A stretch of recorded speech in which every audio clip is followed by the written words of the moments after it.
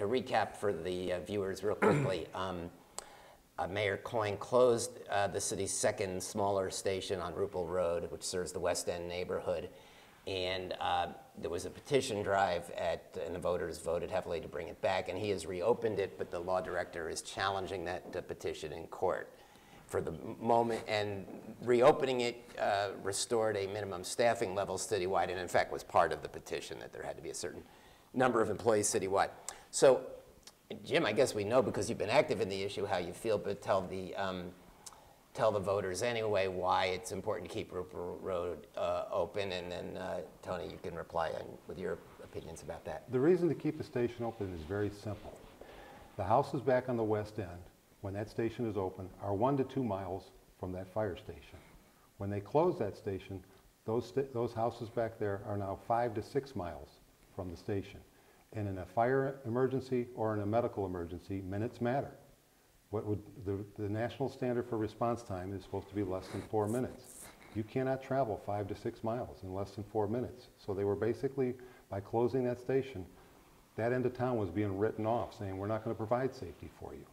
So we petitioned, we had a vote of the people, and by more than 2 to 1, the people voted to reopen the station. This lawsuit is ridiculous. This lawsuit is trying to say that the voters of Brook Park don't have the right to tell the city officials what level of service they want and what facilities will be operating. We're infringing on his administrative rights. That's ridiculous. That's what this country is built on, the voters telling the officials what they want. It's a waste of taxpayers' dollars. It's wrong to do that. That station needs to stay open because besides the people on that end, you heard my opponent talking about NASA. They're our largest taxpayer. They're on that end of town. We owe them that service. Thank you. Tony. Thank you. I don't think it's ever been disputed from at least myself or a number of city council people that the fire station should remain open. I think that's been said over and over again. Legislation had come out and it was passed by the people.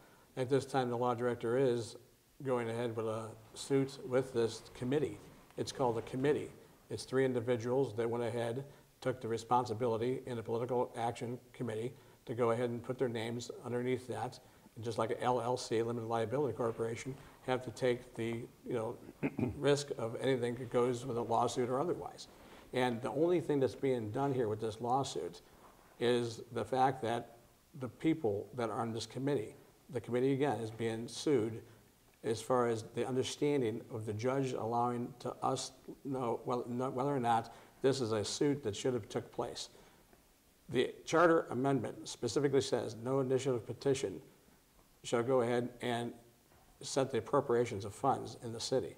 That's council's job. This piece of legislation did just that. And the law director is just acting upon that piece in the charter to go ahead and ask a judge whether it's fair. Those people are not going to be having to pay any money, and it's not a monetary suit against them, just a decision based on the charter and understanding whether or not this was a legal piece to put on the ballot. Jim, any reply or follow-up? The follow-up would be, as far as it never being disputed about it being open, when the petition was drafted up and the people came to council to say we want our station opened up, city council did not listen. They made amendments to the petition drive that basically said the city has the right to do what they're doing. So council didn't support the residents back then. As far as the explanation of the lawsuit, my opponent doesn't understand it. He just doesn't understand it. He says that individuals aren't being sued.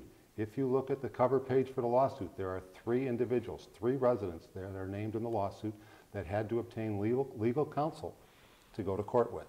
They are not members of a PAC. The suit there's 2 of the members that are being sued are members of the Initiative Petition Committee, not the Political Action Committee. They seem to be mixing them all up, and it's like if you take someone to court, you should be taking them under the authority that they're supposed to be under and not just throw some smoke out there. So it's just a case of this is a bad lawsuit. They should just keep that station open, listen to the people. Thank you. Tony? Yeah, thank you. My opponent sent me an email back when the amendment was coming up, or the legislation, excuse me, for the opening of the fire station. At one point in time, when the people went ahead and put the petition forward, and it was all said and done, we had the legislation in front of us to either go ahead and adopt it that day, do nothing, or go ahead and amend it. There's 3 different things you could do under the charter. Those are the 3 issues. We certainly were not going to do nothing because we're there to do and act on things as far as legislation. We were not going to go ahead and just pass it as is because of the fact that my opponent emailed me and asked me, please go ahead and let the people have the right to vote on it, no different than they did with the taxation. So for the ability to have that happen, amendments would have to have been made by the charter to go ahead and have that placed on the ballot.